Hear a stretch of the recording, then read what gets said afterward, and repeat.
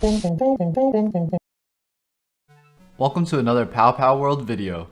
If you don't know what Pow Pow World is, in short, I'm creating my own creature collector world inspired by the likes of Pokemon, Digimon, and other monster tamers. The collectible critters of this world are called Pow Pows, and on this channel, I'll be showing you how I designed them as well as building out my fictional world piece by piece. I highly recommend starting from the beginning if you want to be up to date with everything, but otherwise, let's continue on with the video. So far we have explored the grasslands and forests, but now it's time to move along the river and head towards the beach. Along the way we'll encounter another personal favorite Pow Pow of mine. So let's go ahead and talk about its design first. About a year ago, there was this really popular Fakemon AI generator going around called Nokemon. And there was this trend of taking these AI generated Nokemons and reinterpreting them, since they would sometimes come out a bit wonky. I luckily saved some of these original AI generated mons, so I'll show you them and how I reinterpreted them. This is also not an endorsement or approval of AI art or things of the sort. That's an entirely different matter of its own, and I won't be going into detail about it here, but just know that I am anti-AI art at its current state. Just didn't want to get that misconstrued. As you can see, the generator takes parts from Pokemon 3D models and mashes them up to create a whole new Nokemon. At least that's how I think it works. I did doodles where I try to make sense of what was generated. Some are pretty good, others not so much, but fun nonetheless. I really like the last three. The last one honestly is almost perfect as is to me, and I would love it as a real Pokemon. This specific Pow Pow I'm presenting is based on one of these AI generated Nokemon. I really wish I had a picture of the original AI generated Mon for this specific creature so I could compare and see how much I elaborated on the initial generated Nokemon.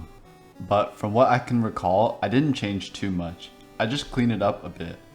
I still have concerns about whether it's okay to claim it as my own creation since I based it off an AI generated Nokemon. Feels a bit like cheating to me. I really love him though, but there is a smidge of guilt because I didn't really come up with him completely by myself. Please let me know your thoughts on it if you have any, since I really don't know what to make of the matter. I did render him and finish the design off, and it seems like such a waste for such a cool design to be lost to the void. But I don't know if that's enough to justify it. But yeah, I love this little guy. Maybe because I didn't come up with him, it's why he feels so special to me. He also somehow gives off dog energy even though he's nothing like a dog. He's so weird being a fish-bug hybrid thing. I just really love the look of this Pow Pow and how simple it is while being quite unique. Flysh. The name comes from a combination of fly and fish. A flying fish Pow Pow that lives by lakes, streams, and marshes. They are friendly and love to play around with bug collectors. I can just see these little guys flying around Pow Pow World and diving into the water to cool off when it's too hot. There is nothing crazy concept wise, but that's also what I like about it. It's just a bug fish thing and that's all there is to it. Now that we have crossed the marshes where Flysh inhabit, we have arrived at the beach. Let's see what kind of Pow Pows are in store for us here. If you recall, when I was doing doodle explorations for Bug Coon, I actually made 3 other designs that I liked enough to turn into Pow Pows themselves. First being Glowbug, then Shock Pounce, and lastly is this Pow Pow, which I'm presenting now. Initially, it was supposed to be a sort of cocoon, similar to Silcoon or Cascoon from Pokemon, but as I worked on it, the design was telling me that it wanted to be a crab, and I'm not one to fight the designs. Plus, now I'm going to have a crab Pow Pow, and that's pretty neat. Since it's going to be its own Pow Pow, it needs to change its colors. I decided to go for blue since its expression was so sad, and I wanted to play that up. I imagined the lighter blue areas atop its head as being soft and kinda membraney in texture. Sadclaw, the soft-shell crab Pow Pow. Due to their sad nature, they have become really soft, which is reflected in their shell's hardness. The membrane part on top of its head is bouncy. Sadclaw gets sad seeing Madclaw and Banangry not getting along. Ooh, a bit of foreshadowing. Madclaw and Banangry are 2 more Pow Pows I will be introducing in this video, so don't worry.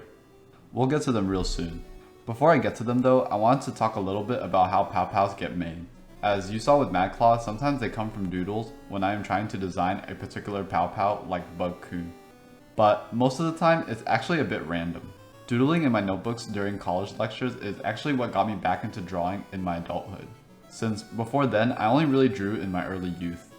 Once I decided I really wanted to start drawing again, I picked up an iPad and really worked on presenting my work on social media. I did that for a couple of years, but began to find my work a bit rigid and kind of boring to me.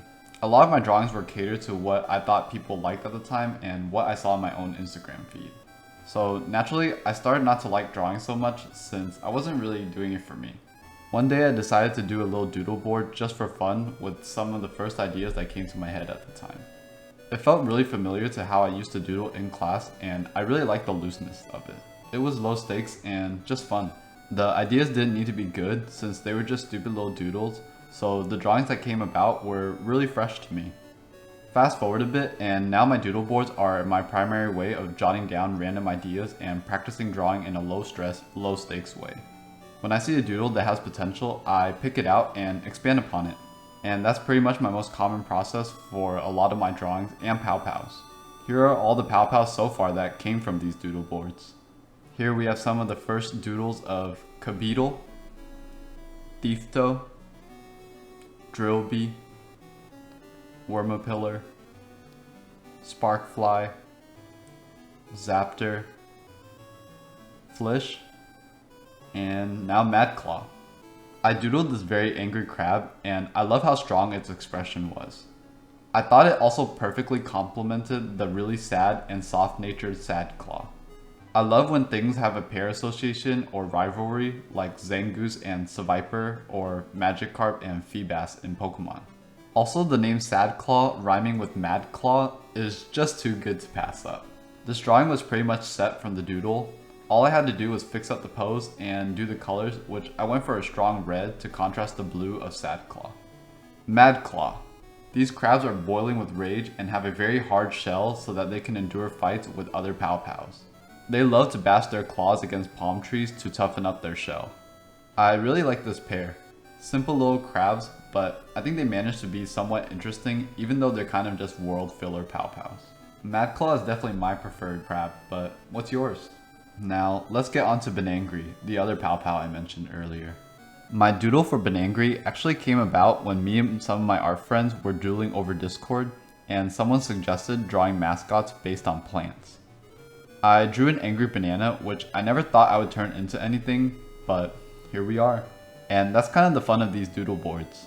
I never know what doodles I'll use for something, and sometimes I don't like a doodle initially, but I come around to it later. Banangry. Banangry disguises itself in trees and will launch a surprise bite attack when others approach it. They can't stand it when Madclaw hit the trees that they're resting on. Banangry is not a design I would typically turn into a pow-pow since it doesn't feel very creature-y to me, but I doodled this other weird banana creature when I was trying to come up with some plant-type pow-pows, and I thought Banangry would be such a funny and weird pre-evolution to it, which is why I decided to include Banangry as a pow-pow. Chompana. Chompana can split its mouth wide open to consume prey larger than itself. I feel like the individual pow-pows of this line are a little silly and not all that special, but as a line I really enjoyed them. I love that this little banana person turns into a sort of banana gator demogorgon thing. It's not on the same level, but kinda reminds me of Remoraid into Octillery, and I like that. Evolution should be different and unexpected, but there of course still needs to be a tie-in into both. In this case, it's bananas. I also think it's good to just have some silly designs here and there. Here are just some of the pow-pows that you can find living near the water. Would you add any of these pow-pows to your team? Also, I guess I haven't really mentioned how many pow-pows are in a team or how many pow-pows you can carry. Currently, I'm thinking that you can carry a maximum of 6 pow-pows on your team, similar to Pokemon. 6 happens to be a favorite number of mine, plus it feels right. I was thinking 5 to be different, but I like the evenness of 6. In regards to how many you can have or own beyond the 6 that you carry, I'm still kind of working on that. I don't like how in Pokemon, excess Pokemon are sent to a computer, which feels a bit odd to me.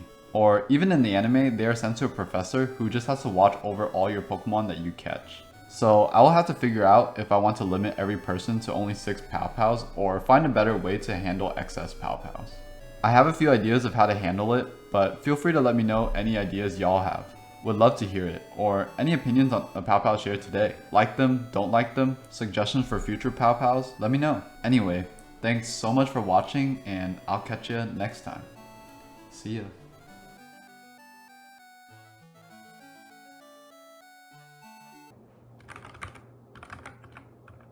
Oh, hey. No, it's cool. You can stay. We can chat for a bit. As you can see, I moved into a new place. And yeah, it's been a little hectic, and I feel like it's kind of affecting my energy levels. So I apologize if this video recording for the voiceovers, maybe the energy was a bit low, but hopefully it wasn't too bad or anything. I also want to say thanks for watching, and we also reached 100 subs for the channel recently, and I just want to say thanks for that also. And yeah, that's pretty much it. I don't want to stay here and ramble too long, but yeah, thanks for watching, and hopefully I'll see you next time.